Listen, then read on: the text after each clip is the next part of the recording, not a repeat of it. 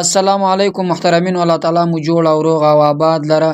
دوستانو، که یو انسان غواړي چې زما حاجت دی فرسي او زما دعا دی الله تعالی قبول کړي او زما د زندگی مشکل دی حل شي او زما د زړه خواهش دی فرسي او زه چې په زړه کې کم ارمان لرم هغه دی فرسي او زما په زړه کې چې کم مراد د جائز مراد د هغه تر سره شي، زما هغه مراد پرسي او زه په خپل مقصد کې کامیاب سم او زه خپل منزل ته ورسیږم او زه چې په دنیا کې څه غواړم ما الله تعالی هغه راکړي او زما د زړه چې کم ارمان ده او زما زړه چې کم قبول کړی منظور کړی هغه الله تعالی ما ته را نصیب کړي. نو دوستانو، دا یوه وظیفه دی، هغه انسانان وکړي. د هغو کسانو لپاره محترمینو عزیزانو دا یوه وظیفه مې راوړې چې ډیره بهترینه او مجربه وظیفه ده. الله تعالی د انسان هر مشکل حل کوي، الله تعالی د انسان هر حاجت پوره کوي، الله تعالی د انسان هر خواهش پوره کوي.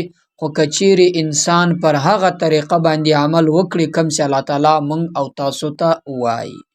الله تعالی د هر هغه انسان د مشکل حل کولو لپاره داسې یو اسباب برابروي چې هغه اسباب ته به برابرېدلو ته به الله تعالی زمونږ داسې اسباب برابر کړي مونږ او تاسو ته له هغه طریقې څخه چې هغه طرف ته به زمونږ او ستاسو سوچ او فکر نه وي. یو انسان دا سوچ او فکر وي چې زما کار به له دې خوا څخه برابر شي، زما مشکل به له دې کار له دې خوا څخه حل شي، خو الله تعالی له دې بل طرف څخه ور حل کوي چې هغه طرف ته به د سوچ او فکر هم نه وي. خو بل طرف ته که انسان له صابرینو څخه سي، بیا دغه انسان هر مشکل الله تعالی حل کوي، ځکه چې الله تعالی مل د صابرینو انسانانو د هغه کسانو مل ده.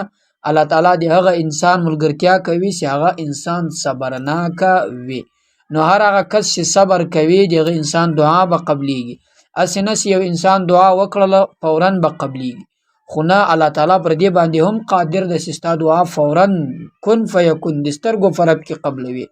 خدا چې دا الله پاک جل جلاله له انسان سره د انسان پر توکل پر عقیده باندې پر صبر باندې ځي چې څومره انسان صبرناک وي، څومره پر انسان پر توکل پر الله باندې زیات وي، څومره انسان پر الله باندې بروسه زیات لري، د غمره د انسان کارونه ډېر زر برابرېږي.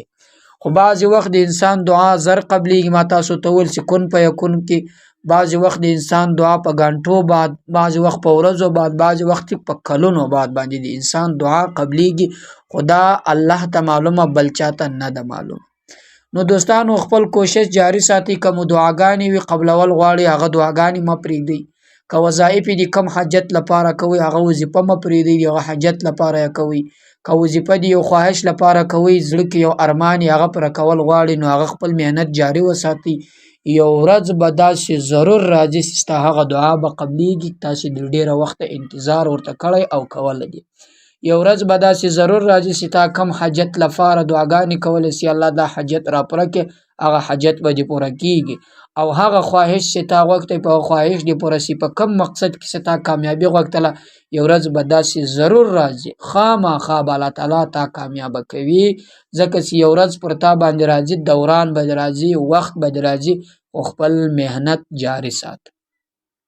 او ورسره سره دغه وظیفه دوستانو در سره شریکه کوم چې هغه وظیفه ده یو کوچنی آیات، ان الله مع الصابرین. دا وظیفه ده، معنا یې دا ده چې الله تعالی مل د صابرینو خلکو ده، الله تعالی مل د هغه خلکو ده چې هغه صبرناک دي.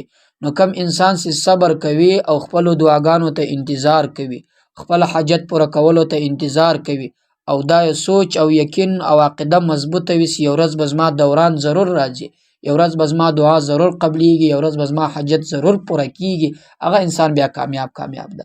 او که یو انسان په نازړه سره دا زندگی کوي چې نسې په دې کار کې به زه کامیاب سم که به نه سم، او دا دعا به زما قبوله سي که به نه سي قبوله، او دا حاجت به زما پوره سي که به نه سي پوره، هغو ته زما مشوره دا ده چې هغه دې پرېږدي، هغه دې دا وظیفه نه کوي، ځکه چې هغه اول وارله په داسې یقین په داسې عقیده سره کار ته لاس نه ده اچولی چې هغه عقیده ډېره زوروره او هغه عقیده ډېره قوي ده.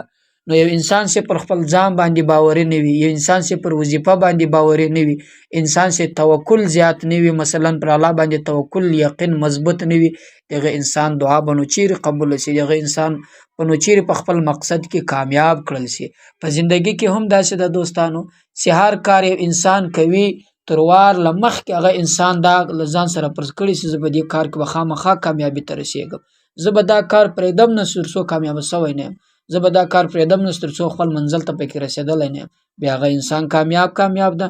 هسې نه چې د هوسۍ و د زمري کیسه جنجوړه نه شي، ځکه چې هوسۍ تر زمري بې انتها زیاته تیزه ده. خو بیا هم هوسۍ او زمری چې کله سره مخامخ شي، هوسۍ پر دا خپل تیزوالي باندې باور نه لري، نو ځکه چې بار بار تر شا زمري ته ګوري او دا یې په زړه کې وهم ویسي هسې نه چې جن خلاصه به سم که به مې ګیر کړي. خو زمری چې کله د شا له خوا ورپسې شي، زمری تر هوسۍ په ځغاسته کې ډېر شاته وي، ډېر کمزوری وي، خو زمري دا له ځان سره اول لا فرض کړي چې زه به خامخا تا نسم، پرېږدم دې نه، زه به دې تا ښکار کوم. خو بیا هم زمری په هوسۍ پسې ورسېږي، ورباندې غالب شي، ورباندې زورور شي، هوسۍ ونیسي. داسې هم تاسو دوستانو پر خپلو وظیفو باندې داسې یقین ولرئ چې خامخا به زما دا وظیفه تاثیر کوي، خامخا به زما دا دعا قبلیږي، خامخا به زه په دې مقصد کې ځان کامیابه کوم، خپل منزل ته به رسېږم، بیا کامیاب وي. نو دوستانو وظیفه دا ده، وظیفه تقریبا په ورځ کې چې هر وخت تاسو فارغه سواست له لمانځه بعد یې کوئ او ویدېدو ته ځئ، مثلا ماخستن ویدېږئ یا سهار تر لمانځه مخکې راپورته کېږئ، په هر وخت کې که اودس مې وکړې نه وي، بلکې دا وظیفه داسې بغیر له اوداسه هم ویلی شي. که یو انسان جنوب وي د مثلا بې غسلي په حالت کې وي هم دا وظیفه کولی شي. دا وظیفه خاص وخت نه غواړي چې خامخا بیا د لمانځه بعد یا اودس مې وکوي به دا وظیفه تقریبا 1.5 سلواره وایاست. دغه عمل د طریقه ده ان الله مع الصابرین، ان الله مع الصابرین، ان الله مع الصابرین. دغه وظیفه 1.5 سلواره وایاست، پر ځان باندې یې جفت کړئ.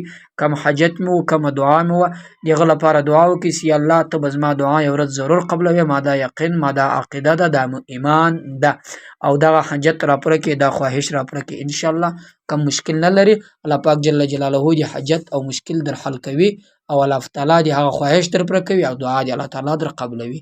نو دوستانو په دې طریقه باندې عمل وکړئ، زندگی مخ ته وړئ، انشاءالله هیڅ مشکل نشته پکې کې کامیاب یاست. داسې څه مشکلات به خامخا راځي په ژوند او زندگی کې، ځکه چې انسان ده، انسان خامخا داسې سړی نشته، داسې کس نشته چې هغه له مشکلاتو سره نه مخ کېږي. خو بعضې کسان له مشکلاتو سره مقابله کوي، بعضې کسان لاس تر زنې ورته کښېني.